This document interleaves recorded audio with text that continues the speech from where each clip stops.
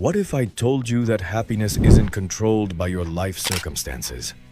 It's often controlled by what your brain does in the first few seconds after something happens. Your brain wasn't designed to make you happy. It was designed to keep you alive.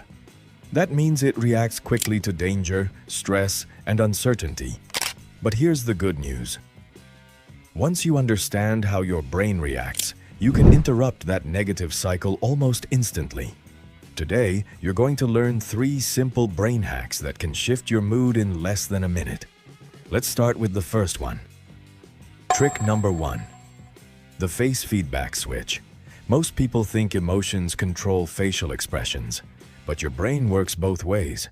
Your face also sends information back to your brain and influences how you feel. Try this with me right now. Raise your eyebrows slightly, relax your jaw, and lift the corners of your mouth just a little. Not a big smile, just a soft one. Hold it for a few seconds. What happens next is fascinating. Your brain receives signals that say, "I'm safe." And when your brain believes you're safe, it starts reducing stress responses and calming your nervous system. You didn't force happiness.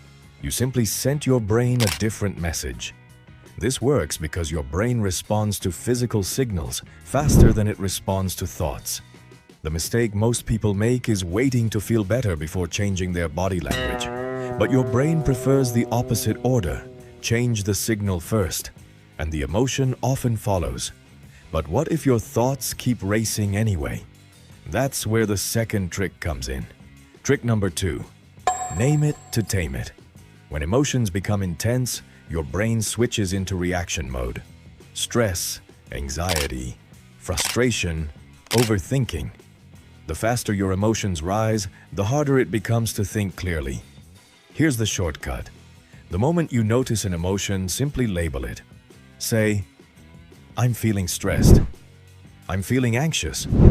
I'm feeling overwhelmed." That's it. No analysis, no fixing, no fighting it. Just name it. Research shows that labeling emotions helps activate areas of the brain responsible for reasoning and control. Instead of becoming the emotion, you become the observer of it. Think of it like this. Before labeling, you're standing in the middle of the storm. After labeling, you're watching the storm through a window. The storm may still exist, but it no longer controls you. And here's the powerful part. Your brain struggles to panic and label at the same time. Labeling interrupts the emotional loop. Now combine the first 2 tricks. Your body says, "I'm safe." Your mind says, "I understand what's happening."